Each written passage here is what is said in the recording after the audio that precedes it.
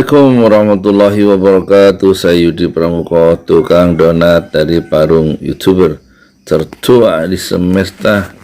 Sekarang mau kita teruskan membaca secara filsafat barat mulai halaman 655 ya. Ini bukunya karangan Bertrand Russell, judulnya Sejarah Filsafat Barat ya. Kaitannya dengan kondisi sosial politik zaman kuno hingga sekarang ya. Kita mulai. Aduh, jatuh rek ya. Kekuasaan temporer Paus tersebut, ini selanjutan dari yang kemarin ya, yang berasal dari Pepin itu bacanya apa sih? Papang ya. Dan donasi palsu Konstantin meningkat pesat selama Renaissance ya,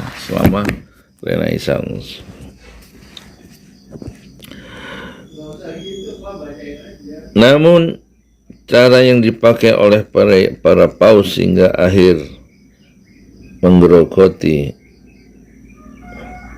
otoritas spiritual kepausannya sendiri. Gerakan damai yang gagal mengurai konflik antara Dewan Basel dan Paus Eugenius IV 1431 sampai 1447 mewakili elemen-elemen yang paling taat di gereja. Bahkan yang lebih penting lagi, gerakan ini menunjukkan pandangan gereja di utara Alps. Kemenangan para paus adalah kemenangan Italia, dan dalam skala yang lebih rendah kemenangan Spanyol. Peradaban Italia pada paruh kedua abad ke-15 sepenuhnya berbeda dengan peradaban negara-negara utara yang tetap bercirikan abad pertengahan. Orang-orang Italia bersungguh-sungguh dalam kebudayaan, tetapi tidak dalam moral dan agama. Bahkan menurut kaum gerejawan, penggunaan bahasa Latin yang dengan elegan akan menutupi banyak dosa. Nikolas IV 1447 sampai 1455, Paus humanis pertama, memberikan jabatan-jabatan kepausan kepada sarjana-sarjana yang berpengetahuan tanpa menghiraukan pertimbangan lain. Lorenzo Valla, seorang Epikurean itu apa? Orang yang menganut paham dari Epikurus ya, kalau nggak salah ya, pikiran-pikiran Epikurus ya, yang membuktikan kepalsuan donasi Konstantin, mengejek gaya Vulgate, dan menuduh Saint Augustine murtad, ditunjuk sebagai sekretaris apostolik. Kebijakan yang lebih mendukung humanisme daripada kesalehan atau ortodoksi terus berlanjut sampai keruntuhan Roma pada tahun 1527. 1527 itu di Jakarta itu Mujahidin Fatahillah itu berhasil mengusir armada Portugis dari pelabuhan Sunda Kelapa ya, dari laut Jawa, utara Jawa. Dukungan pada humanisme meskipun mengejutkan orang-orang utara yang saleh, menurut hemat saya itu, menurut Bertrand Russell pengarang buku ini, mungkin dianggap sebagai kebenaran, tapi kebijakan perang dan kehidupan amoral sebagian paus tidak dapat dibenarkan dari sudut pandang apapun kecuali politik kekuasaan telanjang. Alexander VI yang memerintah pada tahun 1492 sampai 1503 mencurahkan hidupnya sebagai paus untuk mengangkat diri dan keluarganya. Ini paus dia, Alexander VI. Dia memiliki dua anak laki-laki, yaitu Pangeran Gandia yang lebih disukai oleh ayahnya dan Caesar Borgia. Namun demikian, sang pangeran dibunuh, mungkin oleh saudaranya sendiri. Oleh karenanya ambisi-ambisi dinastik Paus berada di pundak Kaisar. Secara bersama-sama ayah dan anak ini menaklukkan Romagna dan Ancona yang dimaksudkan untuk membangun sebuah negara bagi Kaisar. Tetapi ketika Paus meninggal, Kaisar menderita sakit parah sehingga tidak bisa segera menjalankan roda kekuasaan.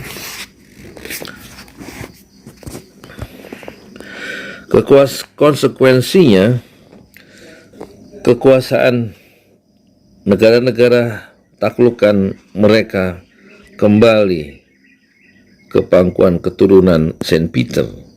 Kejahatan dua orang ini segera melegenda dan sulit untuk memisahkan antara kebenaran dan kesalahan berkenaan dengan pembunuhan tak terkira jumlahnya yang dituduhkan pada mereka.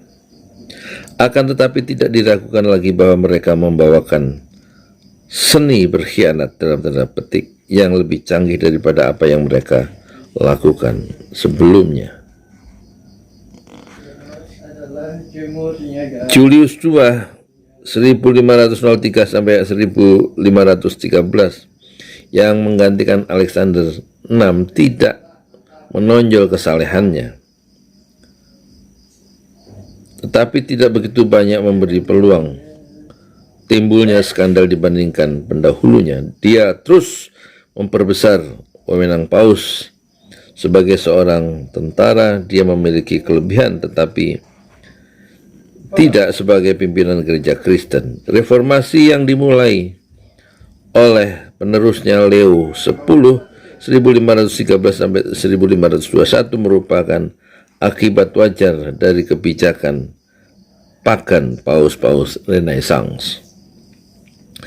Di pelosok selatan Italia berdiri kerajaan Naples yang berhasil membuat Sisilia bersatu. Di hampir sepanjang hidupnya, Naples dan Sisilia menjadi kerajaan pribadi khusus bagi Kaisar Frederick II, dan dia memperkenalkan monarki absolut model Islam. Apa dikait-kaitan dengan model Islam yang tercerahkan tetapi despotik dan tidak memberikan kekuasaan pada bangsawan feodal. Setelah kematiannya pada tahun 1250,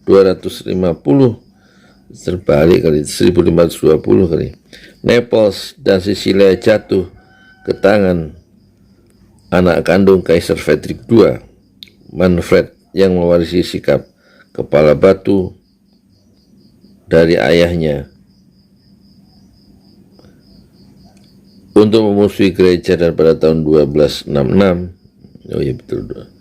diusir oleh Prancis.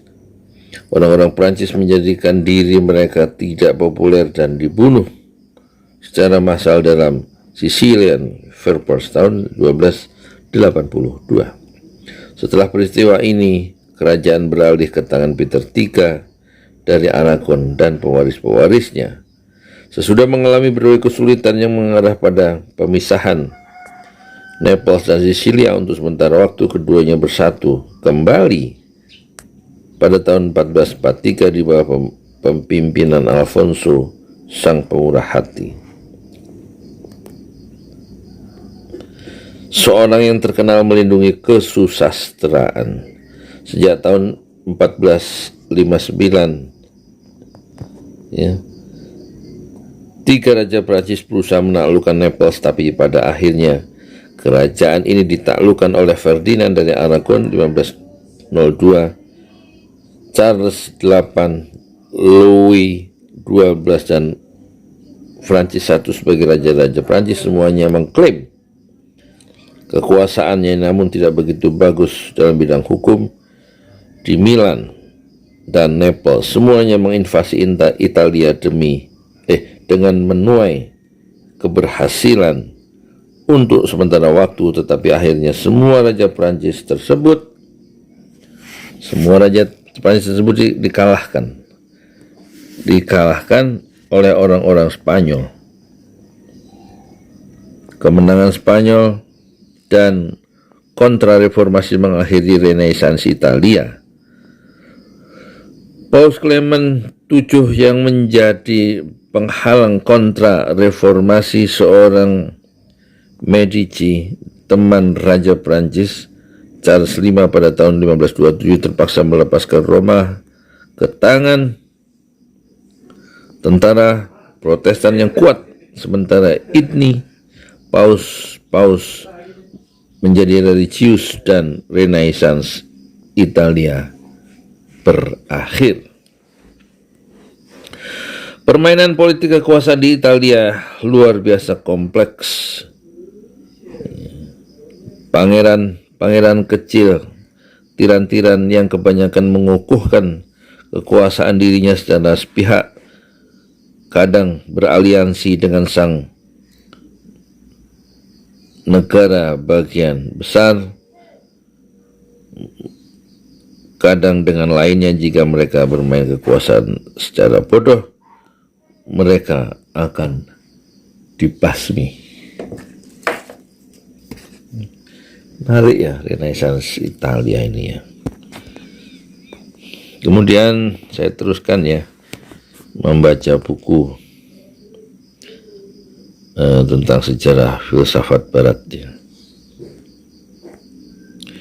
Di sini selalu ada perang, tetapi sampai kedatangan Perancis pada tahun 1494, perang-perang ini hampir tidak menumpahkan darah. Tentara-tentaranya merupakan orang-orang beriman yang senantiasa berusaha meminimalisir risiko pekerjaannya. Perang-perang Italia yang murni bermotif politik ini tidak banyak mempengaruhi tidak mempengaruhi perdagangan, dan tidak menghalangi negara tersebut untuk memperkaya diri. Di sini banyak terdapat ahli negara, tapi tidak ada negarawan yang bijaksana. Ketika Prancis datang, Italia praktis tidak berusaha mempertahankan diri. Pasukan Prancis mengejutkan orang-orang Italia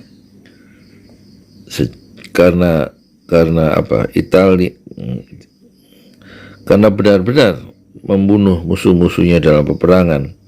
Perang-perang yang terjadi antara Prancis dan Spanyol merupakan perang-perang serius yang menimbulkan penderitaan dan kemiskinan. Akan tetapi negara-negara bagian di Italia terus saja bertikai, yang justru membantu Perancis atau Spanyol di kancah peperangan tanpa merasakan perlunya persatuan nasional.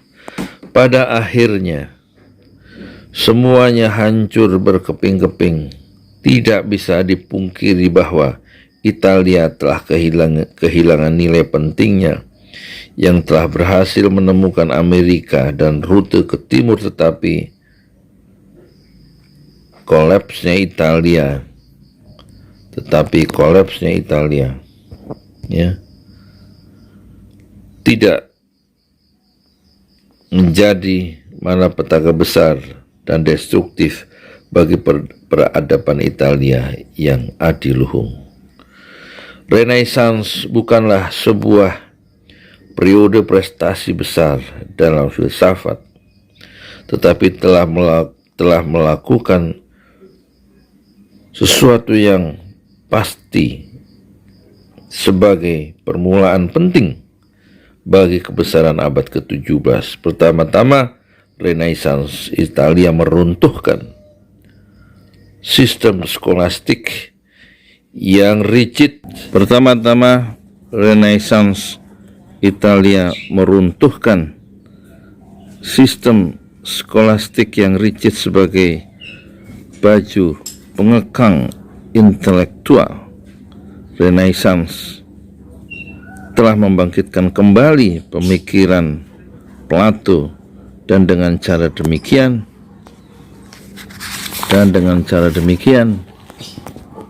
ya, setidaknya menuntut pemikiran yang sangat independen, sebagaimana yang dipersyaratkan untuk memilih antara Plato dan Aristotle. Berkenaan dengan kedua filsuf ini, Renaissance telah mengembangkan ilmu pengetahuan asli dari tangan pertama yang terbebas dari komentar para Neo-Platonis dan keterangan dari para pengulas dari Arab. Ini kayaknya sentimen sama Arab ini, Bertrand Russell nih. Nggak mungkin terlepas dari pengulas dari Muslim Arab, karena traktat filsafat Plato dan Aristoteles itu diterjemahkan semua ke dalam bahasa Arab kan. Yang lebih penting lagi, Renaissance mendorong tumbuhnya kebiasaan untuk menghargai aktivitas intelektual sebagai sebuah kerja sosial yang sulit, penuh tantangan dan menyenangkan. Bukan meditasi menyendiri yang bertujuan memelihara ortodoksi predeterministik. Kemudian pemikiran Plato yang menggantikan pemikiran skolastik Aristoteles dipercepat oleh kontak dengan sarjana-sarjana Bizantium di Dewan Ferrara tahun 1438 yang secara nominal menyatukan gereja timur dan barat. Muncul perdebatan di mana orang-orang Bizantium mempertahankan keunggulan Plato atas Aristoteles. Gemistus Plato, seorang Platonis Yunani yang meledak-ledak dan menentang ortodoksi yang meragukan, telah berbuat banyak untuk menyebarkan Platonisme di Italia. Demikian juga Bessarion, seorang Yunani yang menjadi kardinal. Cosimo dan Lorenzo de Medici kecanduan dengan Plato. Cosimo mendirikan Florentine Academy yang mencurahkan banyak perhatian pada studi tentang pemikiran Plato, dan kemudian Lorenzo meneruskannya. Cosimo meninggal ketika mendengarkan salah satu dari dialog Plato. Namun demikian, para humanis saat itu terlalu sibuk mencari ilmu pengetahuan zaman kuno untuk menciptakan sesuatu yang orisinal dalam filsafat. Renaissance bukanlah sebuah gerakan populer. Renaissance adalah gerakan sekelompok kecil sarjana dan seniman yang didukung oleh pelindung liberalnya, khususnya Medici dan paus-paus yang humanis. Tapi mereka ini tidak terlalu berhasil melindungi para sarjana dan seniman tersebut. Petrarch dan Boccaccio pada abad ke-14 secara rohaniah setuju dengan Renaissance, tapi pada dataran praktis setelah menciptakan keadaan politik yang berbeda dan pengaruh sesudahnya lebih kecil dibanding kiprah para humanis abad ke-15. Sikap sarjana-sarjana Renaissance terhadap gereja sulit untuk dikarakterisasi secara sederhana. Sebagian merupakan para pemikir bebas, sekalipun mereka ini biasanya menerima secara upacara sesembahan dengan minyak suci, yang berarti berdamai dengan gereja ketika mereka merasa ajal hampir menjemputnya. Kebanyakan dari mereka selalu teringat dengan kejahatan para paus yang sezaman dan merasa tidak senang diperintah oleh paus-paus tersebut. Guicciardini, seorang sejarawan, pada tahun 1529 menulis. Apa yang ditulis? Tidak ada orang yang lebih jijik selain diri saya dengan ambisi, ketamakan, dan kejanggalan para wakil Tuhan ini. Bukan hanya karena masing-masing di antara mereka ini menjengkelkan, tetapi karena setiap dari semuanya tidak pantas menjadi orang yang menyatakan diri mempunyai hubungan khusus dengan Tuhan, dan juga karena mereka saling bertikai sehingga hanya memiliki sedikit sekali kesamaan untuk hidup berdampingan. Walau demikian, posisi saya di depan pengadilan beberapa paus memaksa saya untuk menerima kebesaran mereka demi keselamatan diri. Seandainya tidak demikian keadaannya, saya akan membela Martin Luther layaknya membela diri saya sendiri, bukan untuk membebaskan diri saya dari ketentuan-ketentuan yang sebagaimana umumnya dipahami dan dijelaskan diajarkan agama Kristen pada kami, tapi untuk menjadikan sekawanan bangsa ini kembali ke tempat yang semestinya sehingga mereka bisa dipaksa untuk hidup tanpa peran sebagai wakil Tuhan atau tanpa kekuasaan. Itu tulisan sejarawan akhir awal abad 16 ya. Sejarawan siapa? Guicciardini. Pengakuan ini merupakan keterus-terangan yang menggembirakan dan menunjukkan secara jelas mengapa kaum humanis tidak mau merayakan reformasi. Lebih dari itu, kebanyakan dari mereka tidak melihat ortodoksi dan pemikiran bebas bisa hidup dalam satu atap. Posisi mereka tidak seperti Luther, tidak mungkin bagi mereka karena mereka merasakan seluk-beluk teologi abad pertengahan. Masuccio, siapa ya? Ini terus ini.